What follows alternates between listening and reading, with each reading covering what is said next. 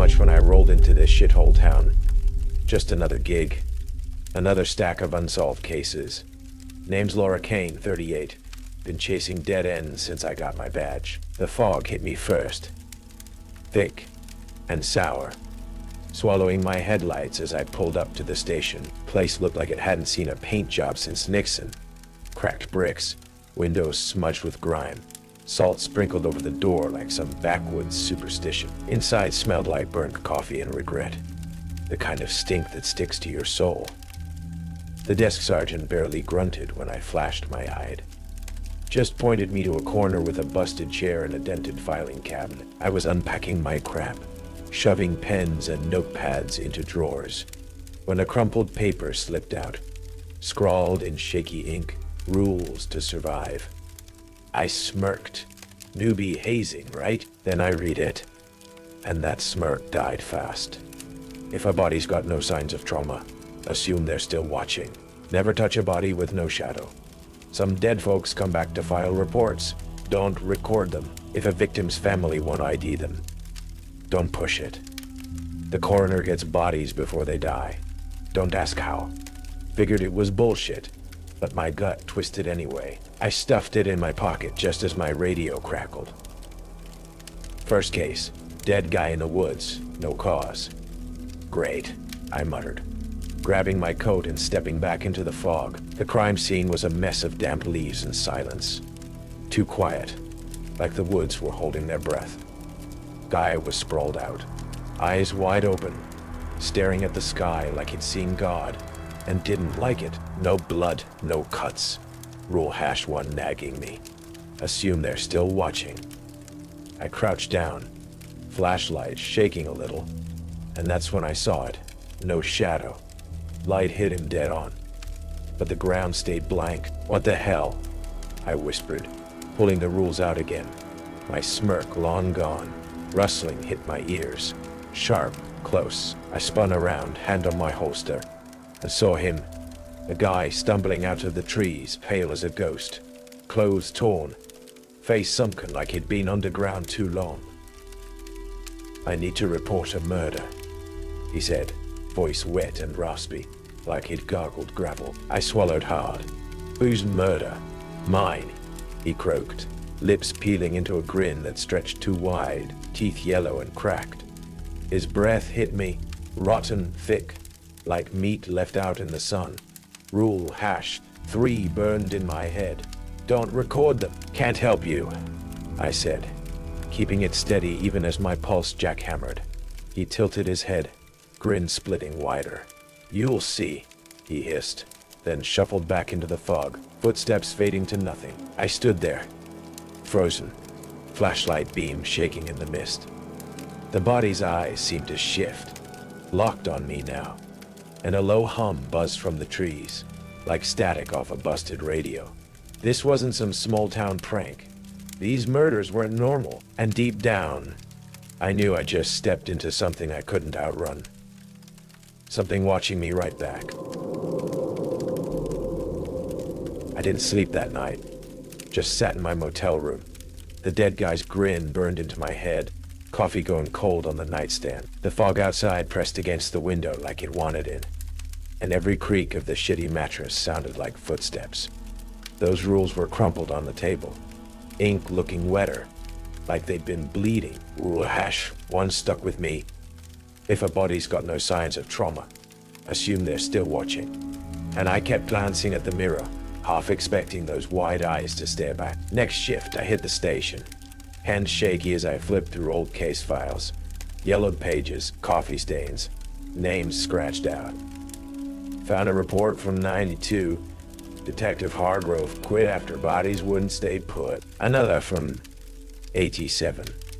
Officer Pike, missing. Last seen at the morgue. A scribbled note in the margin. They watch you back. Follow the rules. My stomach flipped. This wasn't hazing. It was a warning. The radio crackled. Kane. Got another one downtown alley. I grabbed my keys, the rules stuffed in my pocket, and rolled out. Fog was thicker now, headlights barely cutting through. and the alley stank of piss and rot. Body was slumped against a dumpster. No cuts, no blood, just those damn open eyes. Rule #1 again. I shone my flashlight, and the beam caught it. No shadow. Ground stayed blank, like the light didn't touch him. A rustle came from the dumpster. Sharp, wet. I spun, gun out, and a woman staggered into view. Skin waxy, eyes sunken, dress torn. I need to report my death. She rasped, voice like a drowned thing, lips peeling back to show black gums. Rule #3. Some dead. Folks come back to file reports. Don't record them. Can't take it, I said, backing up. But she lurched closer, breath hitting me. Foul, like a sewer grate. You'll learn, she hissed, then melted into the fog, leaving a wet smear on the pavement. Back at the station, I called the coroner. Might already have it. Some come early. Rule #5. The coroner gets bodies before they die. Don't ask how. What the hell does that mean? I snapped, but he hung up, leaving static buzzing in my ear like a swarm of flies. Next day, I tracked down the alley guy's family. Rule #4 on my mind. If a victim's family won't ID them, don't push it. Knocked on a sagging trailer door, and a woman answered. Gray hair, blank stare. Your husband's dead, I said, showing his photo. She didn't blink, just shook her head, eyes locked on mine. Unreadable. Not ours, she muttered, slamming the door. Her kid peeked through the window, same dead stare, and I felt their eyes boring into my back as I walked away. The morgue was my next stop. Cold, sterile, lights flickering like they were dying. Earl was hunched over a slab, humming off-key, scalpel glinting. Got your alley guy, he said, not looking up. I stepped closer, and the body twitched, slight, but real, eyes flicking to me. Jesus, I yelped, stumbling back. Rule #1 screaming now. Earl grinned, teeth yellow. They do that sometimes? Keep watching. Keep watching. I couldn't take it. Grabbed a file off his desk, flipped it open. Pages of names, dates, all, no trauma, no shadow. A photo slipped out. Hargrove, pale and wide-eyed, standing over a slab. Same slab, same guy. My hands shook. That case was 30 years old. What is this place? I muttered, but Earl just hummed louder, the sound drilling into my skull. Back in the cruiser, the fog thickened, streetlights buzzing, shadows stretching too long across the dash. A tap hit the window. Slow, wet, and I jerked around, gun up. Nothing but mist, but the glass was smeared, like fingers had dragged through it. Rule #2. Never touch a body with no shadow. Burned in my head, and I floored it. Tires squealing, heart slamming. Station was quiet when I got back. Too quiet. Desk sergeant was gone, chair still warm, coffee cup steaming. I sat down, opened another file, and froze. My name stared back, typed neat. Laura Kane, pending. No date, no details, just my damn name. A hum started, low buzzing, from the vents, and the lights flickered, casting my shadow sharp on the wall. Then it moved. Slid left when I went right. No way, I whispered, bolting up. But the hum grew, vibrating my teeth. Phone rang, shrill, cutting through the buzz. I snatched it. Caney, I barked. Silence. Then a voice. Wet, familiar. You're late, Laura. The alley woman. Line went dead, and the lights cut out, plunging me into black. Footsteps echoed. Slow, deliberate, coming from the hall. I gripped my gun, flashlight shaking, beam catching a figure. Waxy skin, no shadow, grinning that sick grin. I ran, out the back, into the fog, chest burning. The town felt alive, watching. every corner whispering my name. Laura. Soft, layered, like a chorus of the dead. My motel room was a blur. Grabbed my bag, scribbled a note. Follow the rules or axed. The mirror caught my eye. No shadow behind me, just blank glass. I froze, breath fogging, and the scratches on my arm. New, raw, started bleeding, slow and dark. The hum followed me out. The town's pulse, and I knew I'd broken too much to walk away clean. I couldn't keep running from it. Those damn rules were a noose tightening around my neck, and the morgue was the knot. My arms bleeding slow, dark, sticky, from scratches I didn't remember getting. And the hum followed me everywhere, low and steady, like a heartbeat in the walls. Rule #5. The coroner gets bodies before they die. Don't ask how. Was the last straw. I had to know, even if it broke me. Fog choked the streets as I pulled up to the morgue, lights flickering like a dying pulse, my gun heavy in my hand. Inside was cold as hell, air thick with bleach and something sour. Earl wasn't at his desk, just that damn humming echoing down the hall, louder now, rattling my teeth. I gripped my flashlight, beam slicing through the dark, and headed for the basement stairs. Rule #5 screaming in my head. The door creaked open, hinges groaning, and a draft hit me, wet, like breath off a slab. Steps echoed below, slow, deliberate, and I froze, light catching a shadow on the wall. It stretched too long. Nobody to cast it. Rule #2, never touch a body with no shadow. I swallowed, throat dry, and descended, boots clanging on metal stairs. The hum spiked, sharp buzzing, and the lights flickered out, plunging me into black. Shit, I hissed, flashlight shaking, beam landing on rows of slabs. Bodies, eyes open, staring right at me. Rule #1, if a body's got no signs of trauma, assume they're still watching. A hand shot out, cold, waxy, grabbing my ankle from a slab. I yelped, kicking free, and the body sat up. Alley guy, grinning that sick grin, no shadow under him. You're late, he rasped, voice wet and layered, like a dozen throats at once. I stumbled back, gun up, but more sat up. 10-12, eyes locked on me. Mouths moving, whispering, Laura. A chorus of the dead I had ignored. Rule #3. Some dead folks come back to file reports. Don't record them. The floor shook, cracks splitting concrete, and I bolted for a side room, slamming the door, heart slamming harder. My flashlight caught a filing cabinet, rusted, spilling papers, and I yanked one out. My name again, Laura Kane, pending, with today's date scratched in fresh ink. No, I breathed, but the hum turned to a scream. High, piercing, glass shattering somewhere above. Footsteps closed in. Slow, wet, slapping the floor like bare feet on tile. I grabbed a roll of red tape from my pocket, old cop habit, and wrapped it around the door handle, hands shaking, whispering, "Stay out." The pounding started, hard, rhythmic, and the tape stretched, creaking like it'd snap. A voice cut through. Earl's low and wrong. They came early for you, Kane. Rule #5 again.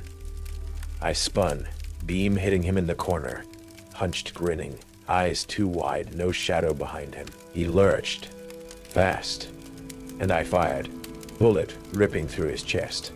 But he didn't drop, just laughed, wet and gurgling, blood pooling where his shadow should have been. You can't stop it, he croaked, and the door buckled, tape tearing, bodies spilling in, waxy grinning, no shadows, hands clawing. I swung the flashlight, crack, smashing one skull, but it kept coming, eyes glowing white, whispering my name. The room tilted, walls cracking, floor buckling, and I ran, shoving through them, their fingers cold, dragging at my coat. A woman grabbed me. Trailer lady from Rule Hash 4. If a victim's family won't ID them, don't push it. Blank stare hissing. Not ours. As her nails dug in, drawing blood, I elbowed free, sprinting up the stairs, the hum chasing me, vibrating my bones. Outside, fog swallowed the street. Lights dead. Town silent. But the morgue scream followed. Glass raining behind me.